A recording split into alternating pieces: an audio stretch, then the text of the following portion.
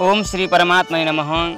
आदरणीय ज्योतिष प्रेमी, साहित्य प्रेमी तथा अध्यात्म प्रेमी दर्शक महानुभावहरू, हजुरहरूलाई स्वागत छ कवि ज्योतिषी तारानाथ भण्डारी युट्युब च्यानलमा। र म बोल्दैछु रूपन्देही मणिरमबाट। आजको विषय रहेको छ श्रीमद् भगवत गीता पञ्चरत्न कोमल गीताको 17औं अध्याय श्रद्धात्रय विभाग योग 3 श्रद्धा अनुसार पुरुष। अर्जुन उवाच ये शास्त्र विधिमुत्सृज्य यजन्ते श्रद्धयान्वितः तेषां निष्ठा तु का कृष्ण सत्वमाहुरजस्तमः। जो शास्त्र छोड़ी श्रद्धाली गर्छन् यज्ञ धमाधम तिनको त्यो कुन हो चेष्टा सत्व वा रज वा तम। सत्व रज वा तम।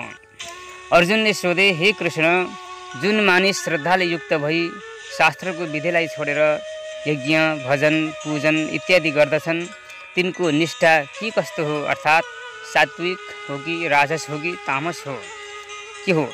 श्री भगवान वाच, भगवान भन्नुभयो, त्रिविधा भवति श्रद्धा देहिनां सा स्वभावजा सात्विकी राजसी चैव तामसी चेति तां शृणु। हुन्छ 3 थरी श्रद्धा स्वभावैले तमामको सात्विकी राजसी त्यस्तै तासी 3 नामको। भगवानले आज्ञा गर्नुभयो, सारा प्राणीको श्रद्धा स्वभावैले 3 प्रकारको हुन्छ, यानी कि सात्विक, दोस्रो राजस र तेस्रो तामस। सत्वगुण, रजोगुण र तमोगुण, यी 3 को वर्णन सुन। सत्वानुरूपा सर्वस्य श्रद्धा भवति भारती श्रद्धा मयोऽयं पुरुषो यो यच्छ्रद्धस एव सः। सत्वमाफिकको श्रद्धा सबैको हुन्छ वास्तव सत्वमाफिकको श्रद्धा सबैको हुन्छ वास्तव। मनुष्य श्रद्धामय छ श्रद्धामाफिक बन्द छ। हे भारत, सब जनको श्रद्धा आफ्नो सत्वको अनुसार अर्थात् प्रकृति स्वभावको अनुसार हुन्छ। मनुष्य श्रद्धामय छ, जसको जस्तो श्रद्धा रहन्छ त्यो त्यस्तो नै हुन्छ, अर्थात् त्यही स्वरूप हुन्छ। यजन्ति सात्विका देवान् यक्ष रक्ष्यांसि राजसः प्रेतान् भूतगणाश्चान्ये यजन्ति तामसा जनः। सात्विकी देवता मान्छन् यक्ष राक्षस राजसी, भूत प्रेतहरूलाई मान्दछन् जन तामसी। जो पुरुष सात्विक छन् अर्थात् जसको स्वभाव सत्व गुण प्रधान छ तिनीहरू देवताहरूलाई पूजन गर्दछन्। राजस रजोगुणी पुरुषहरू यक्ष र राक्षसहरूलाई पूजा गर्दछन्। त्यस्तै यिनी बाहेक जो तामस पुरुषहरू तमोगुणी छन् यिनी प्रेत र भूतहरूलाई पूज्दछन्। यिनीहरूभन्दा बाहेकका असुर अशास्त्र विहितं घोरं तप्यन्ते ये तपोजनः दम्भाहंकार संयुक्तः कामराग बलान्वितः। दम्भ अहंकार कामराग रागस तामसको अत्युग्र तपजु गर्छन् छोडेर विधिशास्त्रको। कामराग सत्सहितको दम्भ अहंकार कामराग सहितको अत्युग्र तपजु गर्छन् छोडेर विधिशास्त्रको। जुन मानिस दम्भ र अहंकारले युक्त भएर खाली कामना र आसक्तिको बलले शास्त्रको विरुद्ध घोर उग्र तपस्या गर्दछन्। कर्षयन्तः शरीरस्थं भूतग्राम मचेतसः मां चैवान्तः शरीरस्थं तान् विद्धयासुरनिश्चयान्। पञ्चभूत र यो देह भिन्नको मकनै पनि अविवेकी बनी पिर्दै जान्नु ती आसुरी धनी। त्यस्तै जो केवल शरीरका पञ्चमहाभूतको समुदायलाई मात्र होइन कि शरीरको भिन्न रहने अन्तरात्मा मलाई पनि कष्ट दिन्छन् तिनलाई अविवेकी र आसुरी बुद्धिले युक्त असुर हुन् भनेर जान। सात्विक, राजस र तामस आहार। आहारस्त्वापि सर्वस्य त्रिविधो भवति प्रियः यज्ञस्तपस्तथा दानं तेषां भेदमिमं शृणु। सबैको हुन्छ आहार पनि प्यारो 3 थरी यज्ञ दान तपस्याका सुन भेद 3 थरी।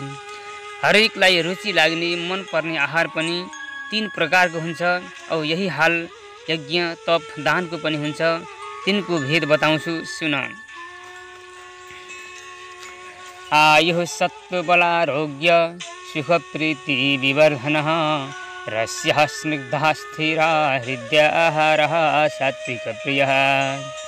जो सत्वायु बलारोग्य सुख प्रीति बढाउँछन् ती चिल्ला रसिला मिठा अन्न सात्विक भोग्य छन्। आयु सात्विक वृत्ति बल आरोग्य सुख र प्रीति बढाउने रसिला चिल्ला स्थिर अर्थात् शरीरमा भिजेर धेरै कालसम्म अडिने मनलाई आनन्द दिने आहार सात्विक मनुष्यलाई प्रिय हुन्छन्। कट्वलम्बलवणात् तीक्ष्ण तीक्ष्ण रुक्ष विदाहिनः आहारा राजसश्रेष्ठा दुःख शोकमय प्रदः। अमिलो नुनिलो पिरो तातो पोल्ने तिखो रुखो रोग शोक दिने अन्न राजसी मान्दछन् निको। पिरो अमिलो नुनिलो ज्यादा तातो तिखो रुखो दाह गर्ने दुःख सुख रोग उब्जाउने आहार राजसी प्रकृतिका मनुष्यहरू निको मान्दछन्। यात तामं यात मामं गतरसं सूति पर्युषितं च यत् उच्छिष्टमपि च मेध्यं भोजनं तामस तामस प्रियं। चिसो बिरसिलो बासी जो अत्यन्तै गनाउँछ अपवित्र जुठो जो छ तामसी त्यही रुचाउँछ। केही कालसम्म राखेर चिसो भएको बिरसिलो भनेको रसिलो र नभएको स्वादयुक्त नभएको दुर्गन्धयुक्त बासी जुठो र अपवित्र अन्न तामसी पुरुषहरूलाई रुचि लाग्दछ। अफलाकाङ्क्षीभिर्यज्ञो विधि दृष्टो य इज्जति यष्टव्ययमी वेति मनः समाधाय स सात्विकः। फलेच्छा नगरी चित्त सम्भाली विधि माफिक कर्तव्य सम्झी गरिने यज्ञ हो पार्थ सात्विक।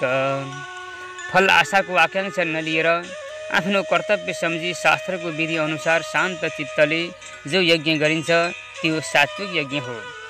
अभिसन्धायतु फलं दम्भार्थमपि चैव यत् इज्जति भरत श्रेष्ठ ते यज्ञं विधि राजसं। फलको चाहली त्यस्तै लोकमा कहलाउन गरिने यज्ञ जो हुन्छ त्यो हो राजस अर्जुन।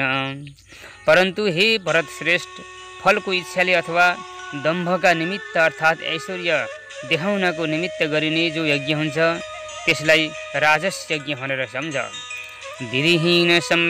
विधिहीनमश्रेष्ठान्नं मन्त्रहीनमदक्षिणं श्रद्धाविरहितं यज्ञं तामसं परिचक्ष्यति। बेमन्त्र बेदक्षिणाको त्यस्तै बे अन्नदानको बेश्रद्धा विधिको यज्ञ हुन्छ तामस नामको। शास्त्रको विधिले रहित अन्नदानले शून्य बिना मन्त्रको बिना दक्षिणाको र श्रद्धा नभएको यज्ञ तामस कहिन्छ। तपका 3 भेद देवद्विज गुरु प्राज्ञ पूजनं शौचं मार्जवं ब्रह्मचर्य महिंसा च शारीरं तप उच्यते। देवद्विज गुरु प्राज्ञ पूजा शौच सिधापन ब्रह्मचर्य अहिंसा हो देहको तप अर्जुन। देवता ब्राह्मण गुरु र विद्वानहरूको पूजा पवित्रता ऋजुता ब्रह्मचर्य र अहिंसालाई शरीर अर्थात् शरीरले गरिने तपस्या भन्दछन्। अनुवेगकरं वाक्यं सत्यं प्रियहितं च यत् स्वाध्यायाभ्यसनं चैव वाङ्मयं तप उच्यते। न घोचने मिठो साँचो प्यारो रहित बोल्नु नित्यै पाठहरू गर्नु बोलीको तप सम्झनु। मनलाई दिगदार नगराउने साँचो प्यारो हित गर्ने वचन बोल्नलाई र स्वाध्याय अर्थात् आफ्नो जातमाफिकको कर्मको अभ्यासलाई वाङ्मय अर्थात् बोलीले गरिने तपस्या भनेर बताउँछन्। मनः प्रसादः सौम्यत्वं मौनमात्मनिग्रह भाव संशुद्धिरित्येतत् तपोमानसमुच्यते। मनः प्रसादः निष्फिक्री न बोल्नु चित्त रोक्नु भावनां शुद्धियो सारा मनको तप सम्झनु। मन खुसी राख्नु सुशील हुनु मुनिहरूकै जस्तो वृत्ति राख्नु मन रोक्नु र शुद्ध भावना लिनु यिनलाई मानस अर्थात् मनले गरिने तपस्या भन्दछन्। सात्विक आदि भेदले सब 3 प्रकार श्रद्धया परया तप्तं तपस्तत् त्रिविधं नरहि अफलाकाङ्क्षिभिर्युक्त हि सात्विकं परिचक्ष्यति। श्रद्धा साथ फलाकाङ्क्षा नली युक्त भइकन गरेको त्यो 3 थरी तप सात्विक हो गुण। यिनै माथि बताइएका 3 किसिमका तपस्या मनुष्यले फलको आकाङ्क्षा नराखेर उत्तम श्रद्धा र योगयुक्त बुद्धिले गर्दछ भने ती सब सात्विक कहलाउँछन्।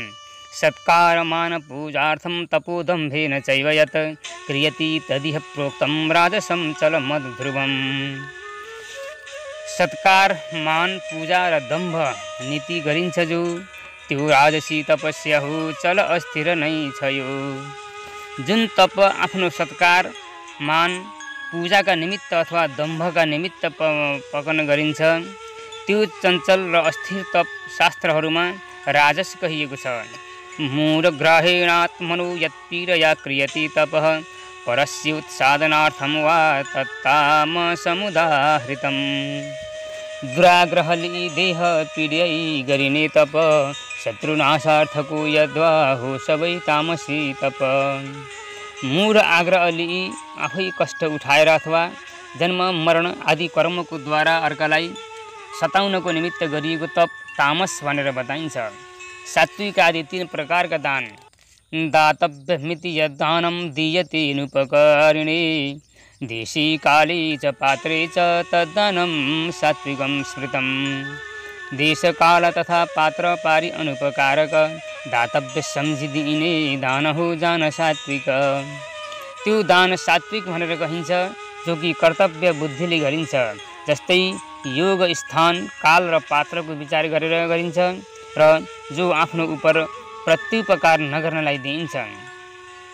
यति प्रत्युपकारार्थ फलमुद्दिश्य वा पुनः दीयते च परिक्लिष्टं तद्दानं राजसं स्मृतं। फलोद्देश्य गरी यद्वा लिएको बदला दिन गाह्रो मानेर दिइने दान राजसमा गण। परन्तु उसले गरिएका उपकारको बदलामा अथवा केही फलको आशा राखेर बडो गाह्रो मानी जो दान दिइन्छ त्यो दान राजस भनी कहिएको छ। आदेश काले यद्दानं पात्रेभ्यश्च दीयते असत्कृतमवज्ञातं तत्तामसमुदाहृतम्। देश काल न पारेर खुब हेला गरिकन अपात्रलाई दिइने दान तामसमा गण। अयोग्य स्थानमा अयोग्य कालमा अपात्र मनुष्यलाई केही सत्कार नगरी अथवा अपहेलनापूर्वक हेला गरेर जो दान दिइन्छ त्यो तामस दान कहलाउँछ।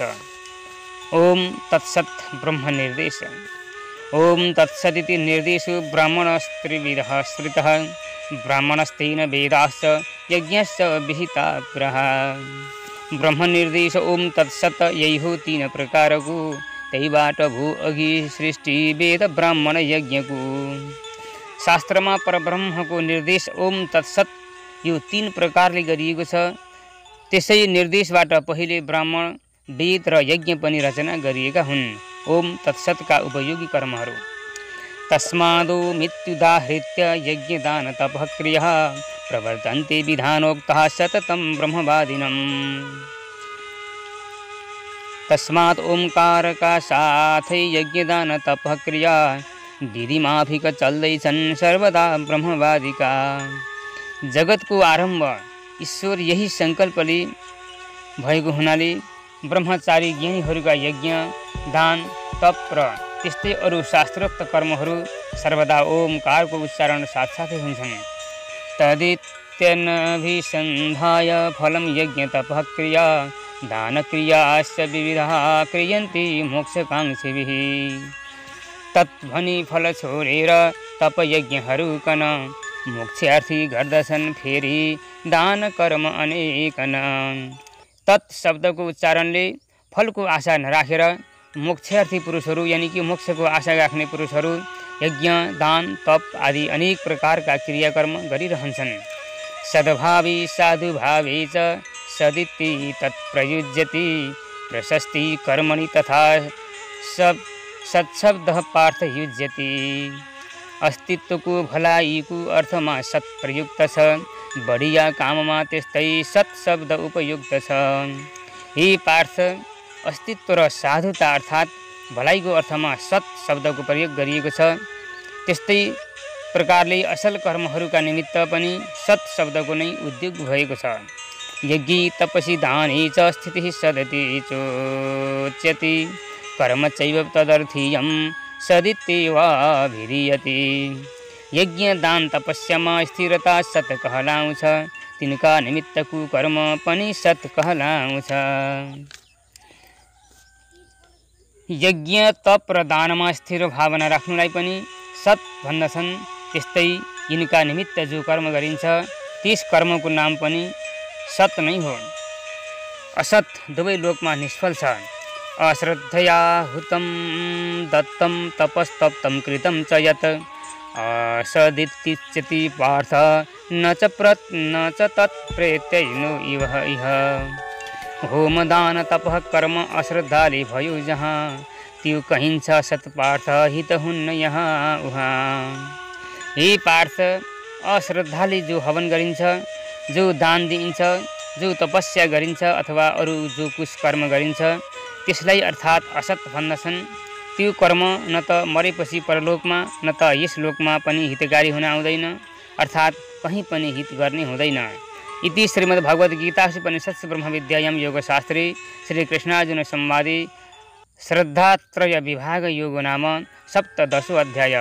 इति नेपाली भाषामा कोमल गीता श्रद्धात्रय विभाग योगो नाम सप्तदशो अध्याय समाप्त। अवस्था दर्शकवृन्द, आजको बसाइमा मैले हजुरहरूलाई यो पञ्चरत्न गीताको 17औं अध्याय जस्ताको तस्तै वाचन गरेर यहाँ श्रवण गराएँ। हजुरहरूलाई यो भिडियो के कस्तो लाग्यो र यस च्यानलबाट नित्य निरन्तर रूपमा ज्योतिष, अध्यात्म, साहित्य, वास्तु, हस्तरेखा, अङ्क ज्योतिष, सपना र शकुन जस्ता अमूल्य अपराविद्या परम रहस्यमय गुण जानकारी यहाँहरूलाई दिइरहेको छु, दिइरहनेछु। हजुरहरूको साथ र अनुकम्पा बनिरहोस्, ईश्वरको अनुकम्पा बनिरहोस्। यस च्यानललाई हजुरलाई के कस्तो लागिरहेको छ, कहाँबाट हेर्दै हुनुहुन्छ, अवश्य पनि आफ्नो अमूल्य सल्लाह र सुझाव दिन नभुल्नुहोला। र यति बेरसम्म हजुरहरू नयाँ दर्शक हुनुहुन्छ अथवा यस च्यानललाई सब्सक्राइब गर्न बिर्सनु भएको रहेछ भने पनि अवश्य पनि सब्सक्राइब गरिदिनु हुन म विनम्र अनुरोध गर्दछु। यति भन्दै आजको बसाइबाट बिदा माग्न चाहन्छु र जाँदा जाँदै हजुरहरूलाई यस च्यानलबाट हजुरहरूले यदि आफ्नो ज्योतिषीय कुनै पनि ज्योतिषीय सेवा लिन चाहनुहुन्छ, परामर्श लिन चाहनुहुन्छ अथवा आफ्नो जन्मकुण्डली विश्लेषण गर्न अथवा गराउन चाहनुहुन्छ भने मेसेन्जरबाट अथवा कुनै पनि अनलाइन मार्फत या यसै च्यानलको डिस्क्रिप्सनमा मैले आफ्नो फोन नम्बर राखिदिएको हुन्छु, हजुरले त्यहाँबाट पनि सम्पर्क राख्न सक्नुहुनेछ। आजको बसाइमा यति भन्दै बिदा माग्न चाहन्छु। हवस् त बिदा दिनुहोस्। जय नेपाल, जय पशुपतिनाथ, जय जननी, जय कर्मभूमि।